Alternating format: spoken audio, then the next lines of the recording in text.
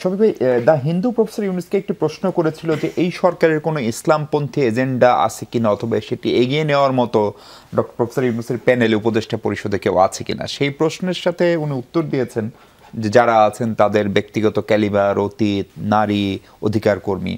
আমি যে প্রশ্নটি অ্যাড করতে চাই, ধরেন বৈষম্যবিরোধী ছাত্র আন্দোলন 5 আগস্টের পরপরই বলল এক ফ্যাসিবাদ দিকে সরে আর এক ফ্যাসিবাদকে আনতে চায় না, যেটা হয়তো বিএনপিকে মিন করেছে।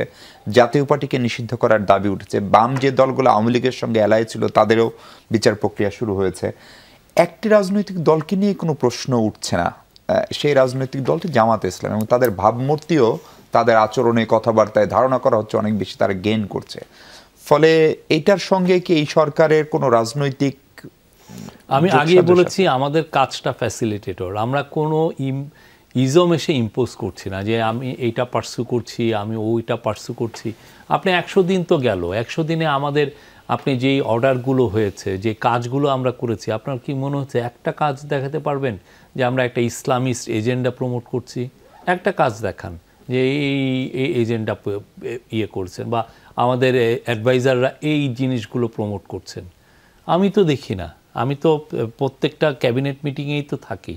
আমার তো মনে হয় না কোনো ক্যাবিনেট মিটিংয়ে এই রিলিজিয়াস অ্যাফেয়ার্স, একটা মিটিংয়ে হয়েছে যে দুর্গাপূজাটা আমরা কিভাবে নিরাপদ করে আমরা এনশিওর করব, সেটা নিয়ে মিটিং হয়েছে। বাট এটা হচ্ছে কি এক ধরনের ইন্ডিয়ান একটা ক্যাম্পেইন, সেটাকে আওয়ামী লীগের এই লোকগুলো এটা দিচ্ছে। ইন্ডিয়া আসলে আওয়ামী লীগের গত 15 বছর যদি দেখেন, অপোজিশনকে সে ডেমোনাইজ করার তার বিগেস্ট উইপেন ছিল তাকে জঙ্গি হিসাবে দেখানো, ট্রিট করা। তাহলে হয়তো কি সে গ্লোবাল ওয়ার অ্যান্ড টেররের মাধ্যমে সে এই লোকগুলোকে সে ডেমোনাইজ করতে পারতো।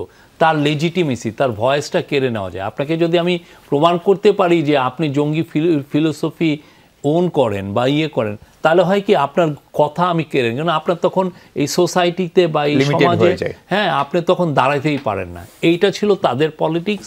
সেটা ইন্ডিয়ার অনেক ইয়েরা আছেন, কি যেন পত্রিকা আছেন, এই এজেন্ডাটা পুশ করছেন। আমি জানি না এটা কি তারা পতিত স্বৈরাচারের হয়ে করছেন না নিজেরা স্বতঃপ্রণোদিত হয়ে করছেন, সেটা আমরা জানি না।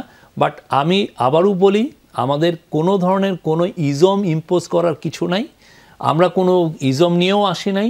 এটার জন্য যে কনস্টিটিউশন আছে, কনস্টিটিউশনের যে যাকে চিফ করা হয়েছে উনি আমেরিকান একটা প্রফেসর, একটা ইউনিভার্সিটির প্রফেসর।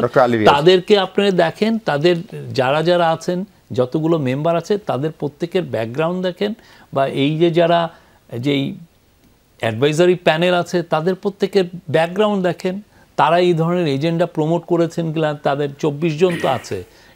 এই সময় তো সত্যিকার অর্থে সবার ব্যাকগ্রাউন্ড চেক করা খুব মানে সহজ। আপনি যে আজকে যদি যমুনা চিন্তা করে যে আমি সবার ব্যাকগ্রাউন্ড চেক করব, সে তার 20টা রিপোর্টারকে 2 দিন সময় দিতে পারে যে আমি সব চাই। আপনি 2 বস্তা আপনি ইনফরমেশন আনতে পারবেন, এটা নাই। এই জিনিসগুলো এটার মধ্যে নাই। বাট এটা হচ্ছে যে part of a major smear campaign. Globally আপনাকে প্রমাণ করা যে আপনি হচ্ছেন you are promoting this kind of agenda, যাতে আপনাকে গ্লোবালি আইসোলেট করা যায়, এবং আপনি যে একটা মহৎ যে আন্দোলনটা হলো এটাকে আপনি প্রশ্নবিদ্ধ করা যায়, করার একটা সুযোগ তৈরি করা যায়।